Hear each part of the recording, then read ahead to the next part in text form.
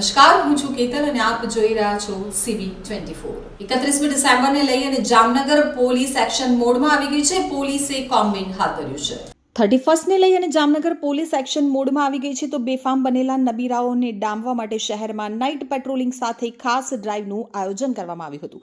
આ ઉપરાંત 31ને લઈ અને જામનગરમાં ખાસ શી ટીમની પણ રચના કરવામાં આવી છે તેમજ બ્રેથ એનાલાઇઝર મશીન દ્વારા વાહન ચાલકોને પોલીસ દ્વારા ચેકિંગ કરવામાં આવી રહ્યા હતા।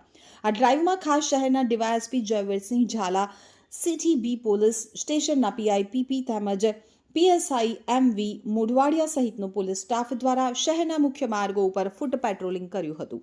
તો જામનગર શહેરમાં જિલ્લા પોલીસ વડા પ્રેમસુખ ડેલુની સૂચનાથી શહેરમાં ડીવાયએસપી જયવીરસિંહ ઝાલા તેમજ અલગ અલગ પોલીસ સ્ટેશનના પીઆઈ તેમજ સ્ટાફ દ્વારા શહેરમાં વાહન ચેકિંગ, ફૂટ પેટ્રોલિંગ તેમજ અનેક ગાડીઓના વાહનોના કાગળો ચેક કરવામાં આવ્યા હતા। ત્યારબાદ શહેરના મુખ્ય માર્ગો ઉપર ફૂટ પેટ્રોલિંગ કરવામાં આવ્યું હતું, જેમાં 3 બત્તી ગેટ વિસ્તાર, Pancheshwar tower, town hall, GG hospital main રોડથી કેવી સર્કલ સહિતના શહેરના તમામ વિસ્તારોમાં પોલીસ દ્વારા કડક ચેકિંગ કાર્યવાહી, ફૂટ પેટ્રોલિંગ સહિતની કામગીરી કરાઈ હતી। તો શહેરની બોર્ડર પૂરી થતી હોય ત્યાં ખીજડીયા બાયપાસ, ઠેબા ચોકડી, લાલપુર બાયપાસ, ખંભાળિયા બાયપાસ ઉપર એએસપી પ્રતિભા અને પંચકોશી બી પોલીસ સ્ટેશનના પીઆઈ વી.જે. રાઠોડ સહિત મોટી સંખ્યામાં પોલીસ સ્ટાફ દ્વારા ચેકિંગ કાર્યવાહી હાથ ધરવામાં આવી હતી અને અનેક ગાડીઓ રોકી અને કાગળો ચેક કર્યા હતા। તો ગાડી ચાલકોને પણ બ્રેથ એનાલાઇઝર વડે ચેક કરવામાં આવ્યા હતા।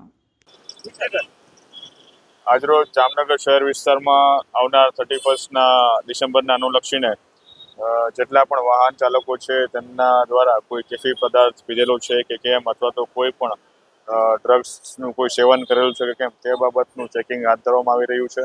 તેમજ એ સિવાય પણ જેટલા પણ કોઈ શંકાસ્પદ વ્યક્તિ કે વસ્તુ મળી આવી હતી તેમની સામે કાયદેસરની કાર્યવાહી કરવા માટે આજરોજ રાજકોટ રેન્જ આઈજી સર તેમજ જામનગર એસપી સર દ્વારા સૂચનાને અનુલક્ષીને તમામ પોલીસ સ્ટેશન સિટી એ, સિટી બી, સિટી સી, બેડી મરીન તેમજ જિલ્લાની બ્રાન્ચો એલસીબી, એસઓજી દ્વારા પણ અલગ અલગ ટીમો બનાવીને જેટલા પણ પબ્લિકવાળા પ્લેસીસ છે, વધારે જ્યાં ફૂટફોલ્સ વધારે થતું હોય જેટલા પણ પ્લેસીસ છે એ તમામ જગ્યાએ ચેકિંગ હાથ ધરવામાં આવી રહ્યું છે।